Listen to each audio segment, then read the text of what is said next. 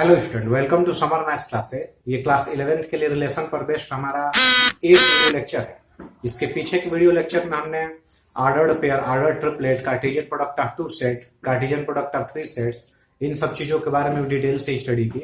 साथ ही हमने Cartesian product पे बेस्ड कुछ थ्योरम्स को प्रूफ किए और वो मेथड सीखे कि कैसे कार्टेशियन प्रोडक्ट पे बेस्ड थ्योरम्स को प्रूव किए जाते हैं। आज के इस वीडियो लेक्चर में हम रिलेशन को समझेंगे कि वाकई रिलेशन होता क्या। तो रिलेशन ऐसे तो कोई न्यू वर्ड नहीं है, हम पहले से ही सुनते चले आ रहे हैं, लेकिन हम जो सुनते चले आ रहे हैं वो ब्लड रिलेशन के बारे में। जैसे फादर और सन का रिलेशन, ब्रदर और सिस्टर का रिलेशन, इन सब रिलेशन के बारे में हम पहले से जानते हैं। ये मैथमेटिकल रिलेशन है। जो मैथमेटिकल रिलेशन है वो ब्लड रिलेशन को तो कंटेन करता ही है, साथ ही इसमें डिजिट के बीच जो रिलेशन होते हैं उनके भी बारे में ये बताता है। जैसे ये 4 है और ये 9 है और मैंने यहाँ एक सिंबल लगा दिया है। इसका क्या सेंस है? ये 4 और 9 ये भी दोनों आपस में रिलेटेड, और इनके बीच का रिलेशन क्या है? इनके बीच का जो रिलेशन है वो इज लेस देन है। जो सिंबल देख रहे हैं वो क्या है? Is less then. 4 less than 9, I mean 4 और 9 भी आपस में रिलेशन रखते हैं। और रिलेशन कौन सा है? वो रिलेशन इज लेस देन का है। अगर ऐसे मैं लिख दूं इसमें 15 और 10 भी आपस में रिलेशन रखते हैं और वो भी आपस में रिलेटेड है। कैसे रिलेटेड है? इज ग्रेटर देन, ये रिलेशन है इन दोनों के बीच में। इसमें इज लेस देन था। अगर मैं ऐसे लिख दूं 36 6, तो चलिए इज ग्रेटर देन का भी रिलेशन है, नहीं तो ये 36 और 6 में कौन सा रिलेशन है? Is square of, is square of. यहाँ पे इज लेस देन, यहां जो देख रहे हैं इज ग्रेटर देन। ओके, ये जितना भी मैं इन्वर्टेड कॉमा में लिखा हूं वो सभी क्या है? रिलेशन ही है। ओके, ये अंकों के बीच के रिलेशन है। Is less than, is greater than, is square of, is congruent to, is similar to, is parallel to, is perpendicular to, ये सभी रिलेशन ही है, मैथमेटिकल रिलेशन है। और ब्लड रिलेशन चलेंगे तो ब्लड रिलेशन में जैसे is son of, okay, is husband of, is wife of, ऐसे जो रिलेशन होते हैं वो ब्लड रिलेशन हो जाएंगे। चलिए हम पहले इसका बिहेवियरल एग्जाम्पल और डेफिनेशन से इसकी शुरुआत करते हैं। हमने यहाँ रिलेशन को ऐसे कुछ डिफाइन किया है, बुक में तो दूसरे टाइप से है, लेकिन हम इसका बिहेवियरल डेफिनेशन और एग्जाम्पल पर देखते हैं। और relation is a set of ordered pair. I mean relation क्या है? यह भी एक सेट ही, जैसे Cartesian product of two set वो भी एक सेट ही होता है, उसी तरह रिलेशन भी एक सेट ही है, लेकिन ये किसका सेट है? ऑर्डर्ड पेयर का सेट है। आई मीन रिलेशन के भीतर जो एलिमेंट होंगे वो ऑर्डर्ड पेयर के फॉर्म में होंगे। In which elements of ordered pair, ordered pair में पता ही है 2 एलिमेंट होते हैं, और जो दोनों के दोनों एलिमेंट हैं are linked with a definite rule, वो किसी ना किसी रूल से बंधे हैं। तो रिलेशन भी एक तरह का सेट ही है, ये ऑर्डर्ड पेयर का सेट है। और ऑर्डर्ड पेयर के भीतर दो एलिमेंट लिखे जाएंगे, वो दोनों के दोनों एलिमेंट किसी ना किसी रूल के तहत आपस में लिंक्ड होंगे। ओके, यही रिलेशन का डेफिनेशन है। चलिए मैंने यहाँ पे कुछ कलेक्शन किया हुआ है, जैसे ये सेट ए है, सेट ए में ये सब कलेक्शन है, ये सेट बी का कलेक्शन। ओके, और सेट ए और सेट बी के कलेक्शन के लिए हम एक रिलेशन डिफाइन कर दे रहे हैं। चलिए हमने एक लिख लिया, let R be relation, let R be a relation from A to B defined as, कैसे डिफाइंड है? तो was husband of, was husband of, ये मैंने एक रिलेशन लिख दिया यहाँ पे। ओके, और ये रिलेशन किससे किसमें है? ए से बी में रिलेशन है। क्लियर? ए से बी में रिलेशन कहने का क्या मतलब है कि ऑर्डर्ड पेयर में जो एलिमेंट्स लिखे जाएंगे उसमें पहला एलिमेंट सेट ए का होगा और जो दूसरा एलिमेंट होगा वो सेट बी का होगा। और ये वाज हस्बैंड ऑफ, अगर उन दोनों एलिमेंट के बीच में रखें तो वो सही भी होना चाहिए। क्लियर? ये ए में है क्या? तो ये सब सेट ए और सेट बी दोनों ये रामायण के पात्र हैं। ओके, दशरथ, राम, लक्ष्मण, भरत, शत्रुघ्न, लव कुश, ऐसे मैंने लिख दिया। और बी में कौशल्या, कैकेयी, सुमित्रा, सीता, उर्मिला, मांडवी और श्रुतकीर्ति, ऐसे मैंने सेट बी में कुछ एलिमेंट्स लिख दिए और मैंने इस एक रिलेशन को यहाँ डिफाइन किया। अब जो मैं रिलेशन लिखा हूं इसके हिसाब से कौन कौन से ऑर्डर्ड पेयर उस रिलेशन में आएंगे। आर इज इक्वल टू क्या होगा, क्योंकि रिलेशन क्या होता है, तो रिलेशन एक तरह का सेट ही होता है, किसका, तो ऑर्डर्ड पेयर का। तो ये जो रिलेशन है इसमें ऑर्डर्ड पेयर के रूप में एलिमेंट्स लिखे जाएंगे, लेकिन ऑर्डर्ड पेयर में जो एलिमेंट होंगे वो किसी न किसी रूल के तहत आपस में लिंक होते हैं। मैंने रूल यहाँ पे लिखे है, वाज हस्बैंड ऑफ। चलिए अगर मैं दशरथ लिख दूं DASRATH और कमा कर दूं, तो दशरथ का लिंक इसमें किसके साथ होगा, तो देखिए ये सही बैठना भी चाहिए, वाज हस्बैंड ऑफ। तो हम ये दशरथ लिख के और वो जो रिलेशन लिखा है उसको आगे पढ़ते हैं। यहाँ होगा Dasharath was husband of, Dasharath was husband of. अब दूसरे के सेट में से देखेंगे कि क्या लिखना पॉसिबल है। तो दशरथ है, ये जो कौशल्या है वहां पे लिखा जा सकता है KAUSHALIA और ऐसे बन गया। ये ऑर्डर्ड पेयर हो गया। ऑर्डर्ड पेयर क्या होता है, दो एलिमेंट्स का एक ग्रुप होता है, पेयर होता है, जिसमें जो दोनों एलिमेंट्स किसी न किसी रूल के तहत लिंक्ड होते हैं। तो मैंने दशरथ और कौशल्या कमा करके लिख लिया, और इनको एक्सप्रेस करके रीड करना होगा। तो ये जो रिलेशन मैंने लिखा है वो रिलेशन इसके बीच में पुट करके रीड कर लेंगे। कैसे, Dasharath was husband of Kaushalya, ये सही है। ओके, और देखते हैं। तो दशरथ कौशल्या है, यहाँ कामा लगा के फिर लिखिए दशरथ, और दशरथ के साथ कौशल्या होगा, फिर दशरथ कैकेयी भी कामा करके लिखिए। ओके, क्योंकि दशरथ कैकेयी के भी हस्बैंड थे। फिर दशरथ के साथ सुमित्रा भी लिख सकते हैं। ओके, दशरथ के साथ मैंने सुमित्रा लिख लिया। ओके, क्या दशरथ के साथ सीता लिखा जा सकता है, नहीं लिखा जा सकता, क्योंकि Dasharath was husband of Sita, ये सही नहीं है, ये गलत है, ये इस रिलेशन में नहीं आएगा। तो चलिए, और दशरथ के साथ कुछ और कोई भी कनेक्शन नहीं है। और राम के साथ देखा जाए, राम के साथ क्या इसमें बैठता है, तो राम के साथ राम कौशल्या थोड़े नहीं होगा, राम कौशल्या सही नहीं है। क्यों सही नहीं है, क्योंकि राम कौशल्या लिख देंगे तो हमें ऐसे रीड करना पड़ेगा, Ram was husband of Kaushalya, जो कि गलत है। तो राम कौशल्या, राम के कोई राम सुमित्रा, ये सही नहीं है। राम सीता, ये सही है। यहाँ पे राम लिख के यहाँ पे क्या लिखना है, सीता। अब इसके बीच में ये अगर रिलेशन हम लगा के रीड करते हैं, Ram was husband of Sita, तो सही है हमारा। ओके, फिर आगे देखते हैं। और राम के साथ कोई रिलेशन, राम का सीता के साथ है, तो राम की तो एक ही रानी थी, तो और दूसरा कोई ऑर्डर्ड पेयर बनने वाला है नहीं। लक्ष्मण का देखते हैं, LAXMAN, लक्ष्मण का हो जाएगा इसमें उर्मिला हो जाएगा। ओके, फिर भरत का क्या हो जाएगा, भरत का हो जाएगा हमारा वाट, मांडवी होगा। ओके, और फाइनली जो लास्ट शत्रुघ्न, SHATRU, शत्रुघ्न का जो हो जाएगा वो हमारा किसके साथ हो जाएगा, श्रुत कीर्ति। ओके, ऐसे क्लोज, ये ऑर्डर्ड पेयर बना। अब इधर लव और कुश भी मैंने लिखा है, क्या लव के भी का भी कनेक्शन इसमें किसी के भी साथ होगा, ये तो सब यूज हो चुका है, ये तीनों यूज हो ही चुके हैं, ये भी दोनों चारों यूज हो चुका है, तो इसमें तो कुछ बचा ही नहीं। तो उसमें लव और कुश का कनेक्शन इसमें किसी के भी साथ नहीं।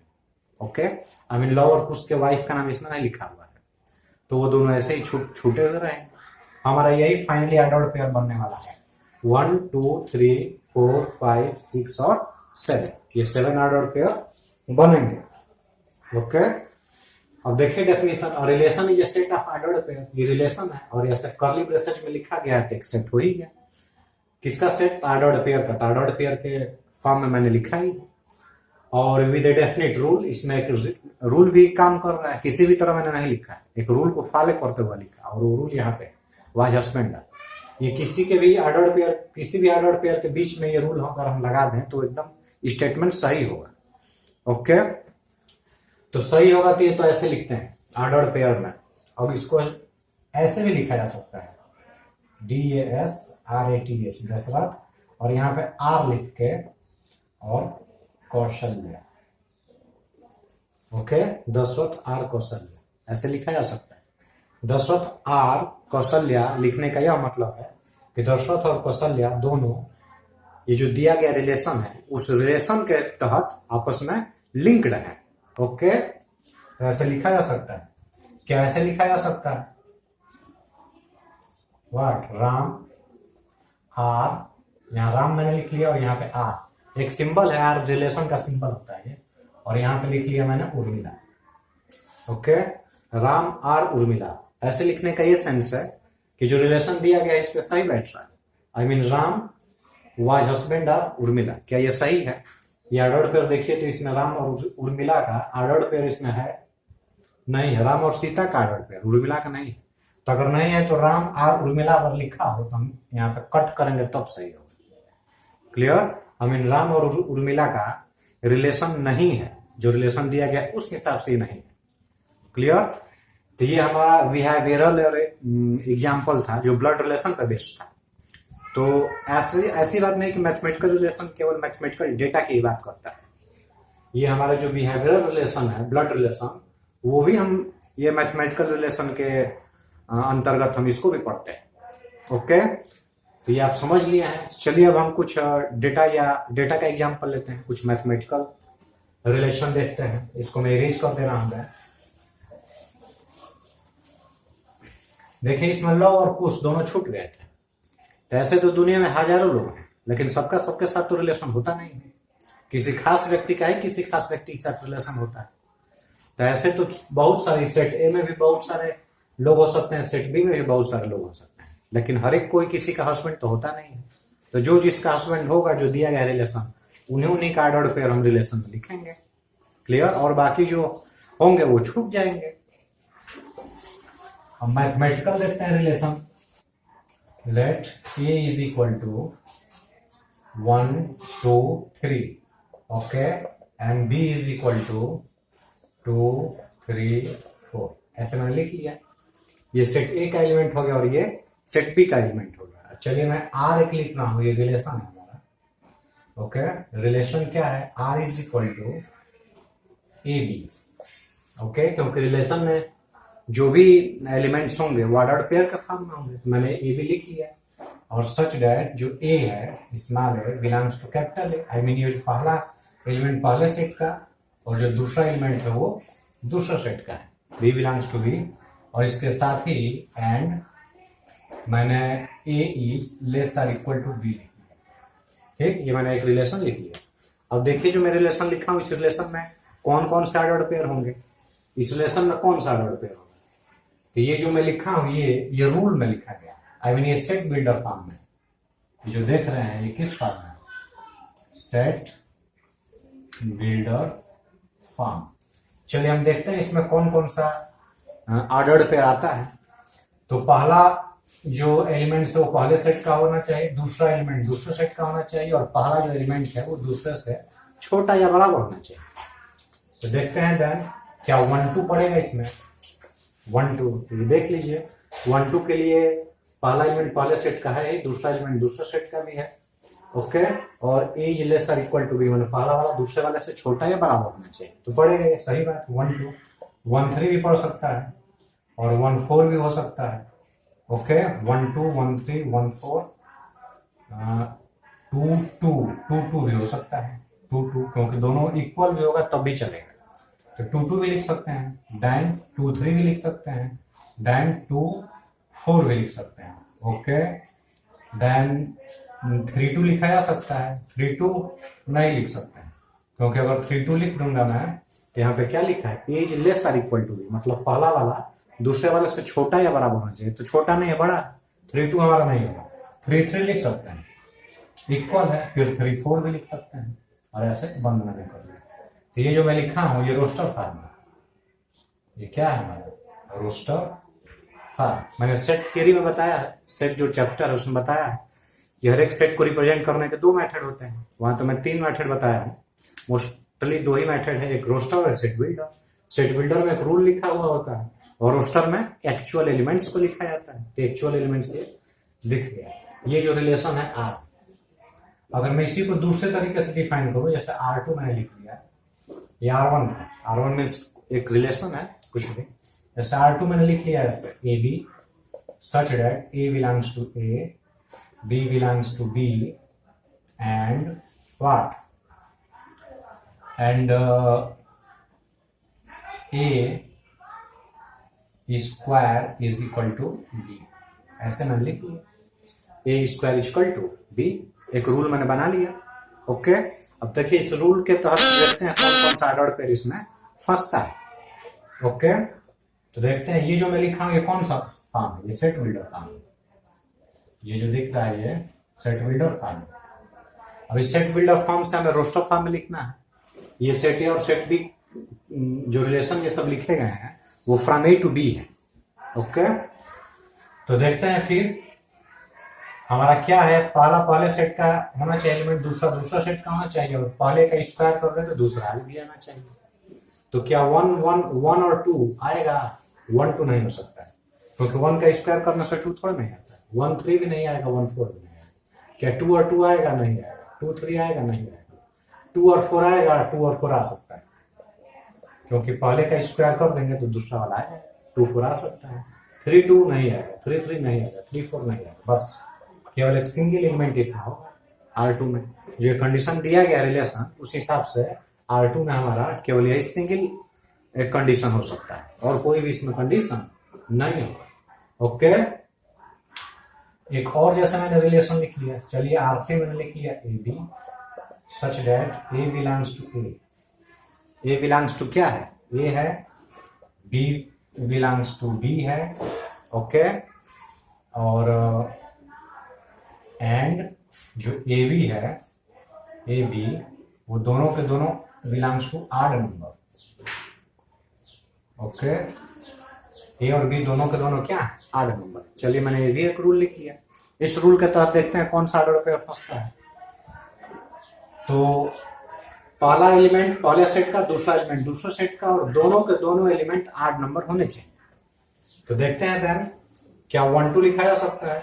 तो 1 2 अगर लिखूंगा तो दोनों ऑड नहीं होगा, एक ही ऑड होगा लेकिन ये ऑड नहीं होगा। 1 3 लिखा जा सकता है, क्योंकि ये 1 जो है वो सेट ए का एलिमेंट है, 3 सेट बी का एलिमेंट है, दोनों है ही, और ए और बी दोनों के दोनों 8 नंबर्स हैं। तो 1 3 सही है।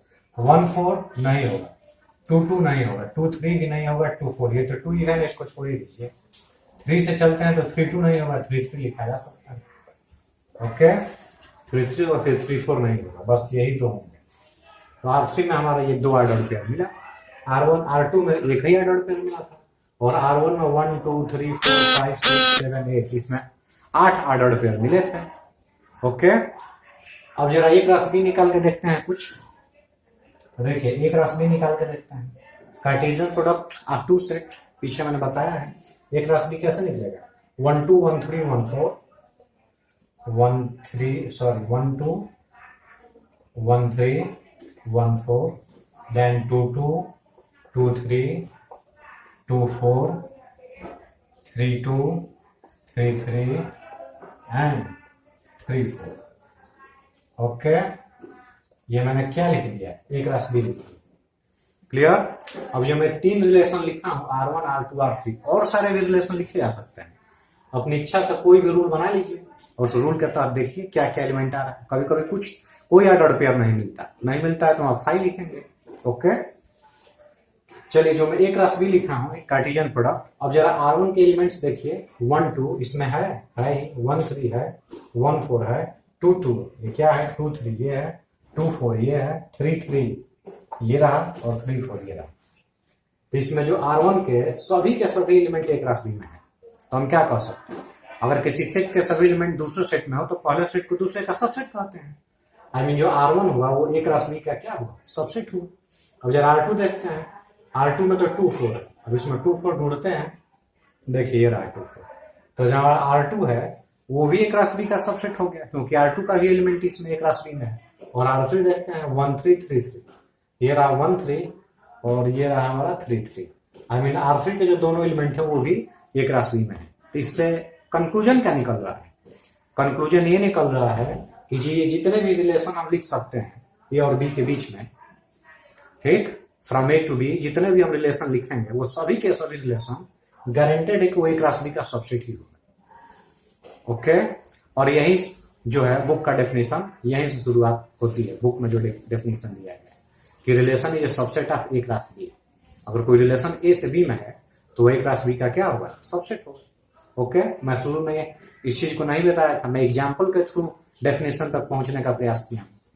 ये सारे एग्जाम्पल थे, मैंने यहाँ पे एक रास बी लिखा और देखा, ऑब्जर्व किया कि R1 R2 R3 तीनों के तीनों एक रास बी के सबसेट है।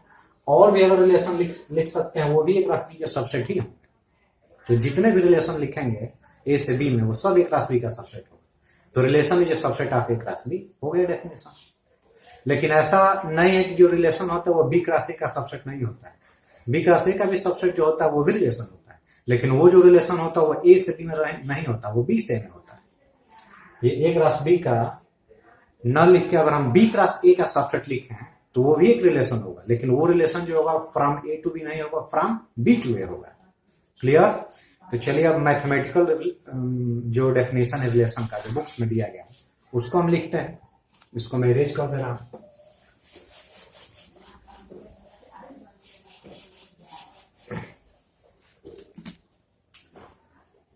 ये हमारा बुक में ऐसे डेफिनेशन लिखा। रिलेशन क्या है? Let A and B be two non empty set. शुरू में नॉन एम्पटी सेट लेते हैं, okay. Let A and B be two non empty set, then a relation R from A to B is a subset of A class B। Okay. अगर कोई relation ए से B में है, sorry, अगर ए और B कोई दो नॉन एम्प्टी सेट है तो जो रिलेशन ए से बी में होगा वो क्या होगा? हमारा ए क्रॉस बी का सबसेट होगा। ओके, तो हम इसको ऐसे भी लिख सकते हैं, thus R is a relation from A to B।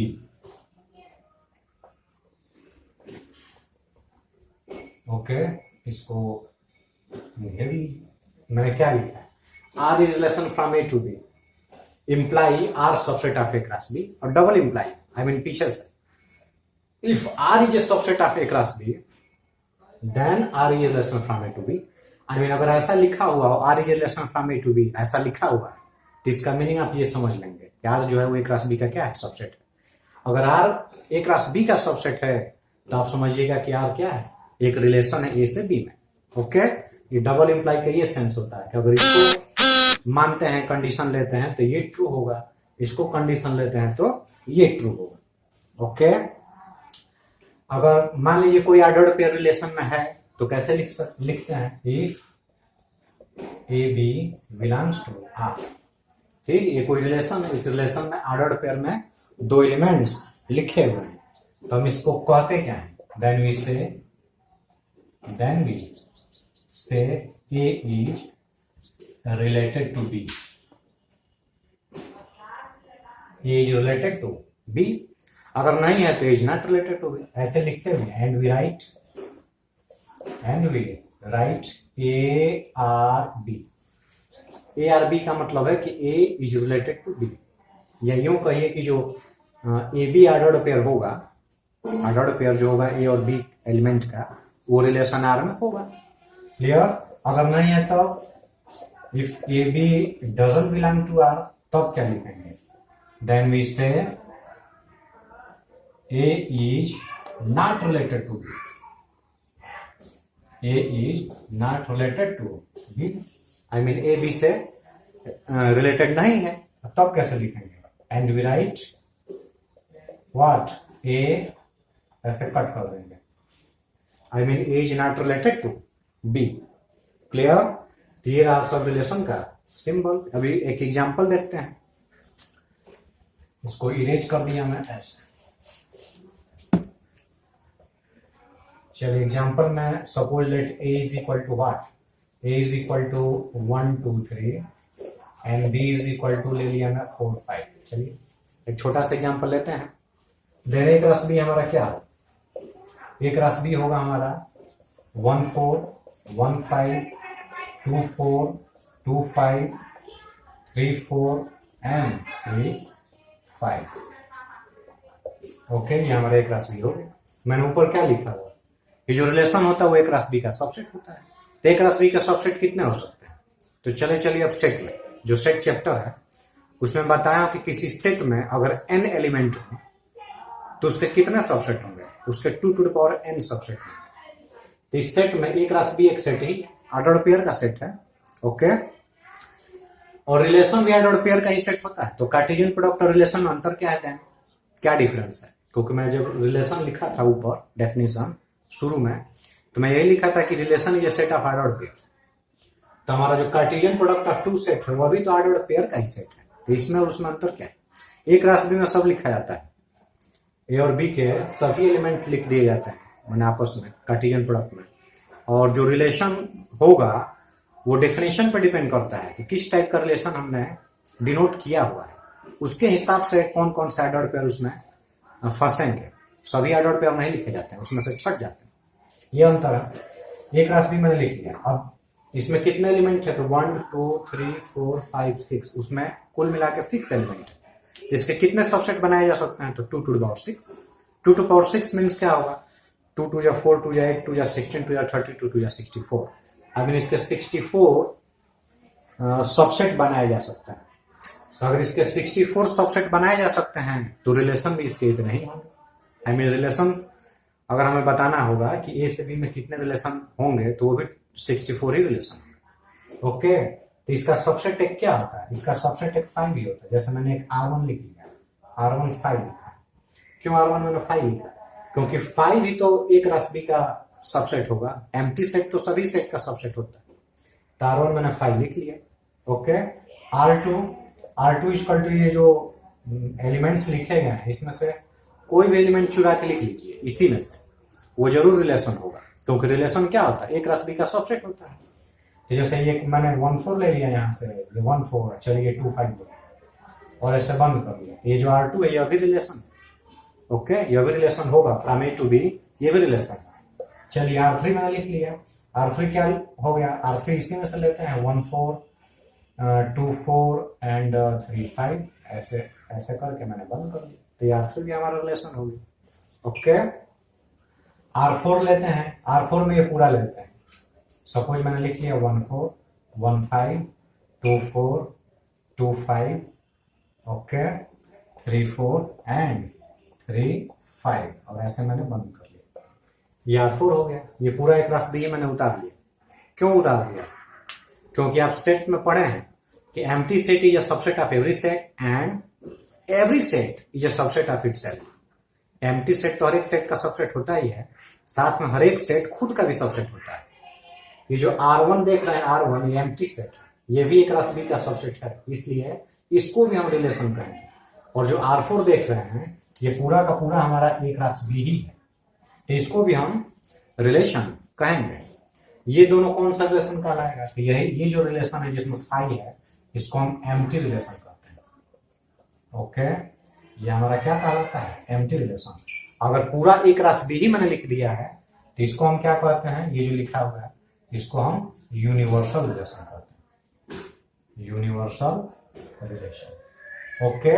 तो दो टाइप के रिलेशन क्लियर है, एम्प्टी रिलेशन और यूनिवर्सल रिलेशन। एम्प्टी रिलेशन को डिफाइन करना होगा तो क्या कहेंगे? यही कि every empty set is a subset of every set. Empty set is a subset of every set. तो हमारा R1 अगर 5 है तो वो भी एक क्रॉस बी का सबसेट होगा, इसको हम एम्प्टी रिलेशन कहेंगे। और एक क्रॉस बी जो होता है वह भी सबसेट हो गया हमारा एक क्रॉस बी का, इसलिए जो R4 में लिखा हूं एक क्रॉस बी ये भी एक रिलेशन हो गया। इसको हम क्या कहते हैं? यूनिवर्सल रिलेशन कहते हैं, ओके। अब नंबर ऑफ रिलेशन कितने होंगे? अभी मैंने बताया कि एक क्रॉस बी में जितने सबसेट होंगे, एक क्रॉस बी में जितने एलिमेंट्स होंगे 2 टू द पावर n, उतने ही एक क्रॉस बी के सबसेट बनाए जा सकते हैं। ऐसा मैं सेट में पढ़ा। तो अगर इसमें 1 2 3 4 5 6 एलिमेंट हैं तो जो एलिमेंट होंगे इसको मैं नोट में लिख देता हूँ। ये हो ही गया, एम्प्टी रिलेशन हो गया, यूनिवर्सल रिलेशन हो गया। और नंबर ऑफ रिलेशन के लिए नोट में आप करके इसको लिख सकते हैं। What if A cross B contains n element, okay? अगर A cross B में n element हो then total number of relation from A to B is equal to 2 to power n। अगर ए क्रॉस बी में n आपके element हो तो total number of relation from A to B क्या होगा, 2 to the power n होगा। या यूं कहिए कि अगर ए में m एलिमेंट हो, बी में n एलिमेंट हो, तो ए क्रॉस बी में कितने एलिमेंट हो जाएंगे, mn एलिमेंट हो जाएंगे। कार्टेशियन प्रोडक्ट में हमने पढ़ा है, तो इसमें एलिमेंट की संख्या NAM और MB क्या n हो। इसमें 3 एलिमेंट है, इसमें 2 एलिमेंट है, तो ए क्रॉस बी में 3 टू 6 एलिमेंट होंगे, तो ए क्रॉस बी में mn एलिमेंट हो जाएंगे। तो हमारा जो रिलेशन होगा ए से बी में क्या हो जाएगा, 2 टू द पावर हम mn भी लिख सकते हैं, ऐसे भी बुक में दिया है, लेकिन उससे कोई मतलब नहीं। एक राशि में देख लीजिए कितने एलिमेंट हैं, 2 टू द पावर उतने एलिमेंट ऊपर लिख दीजिए, उतने ही रिलेशन बनाए जा सकते हैं। ओके, तो ये पूरा जो था ये रिलेशन का कंसेप्ट था। अब नेक्स्ट के वीडियो लेक्चर में हम इसका रिप्रेजेंटेशन देखेंगे कि रिलेशन को कैसे रिप्रेजेंट करते हैं, आई मीन कितने मैट्रिक्स होते हैं इसके रिप्रेजेंट करने के। ओके।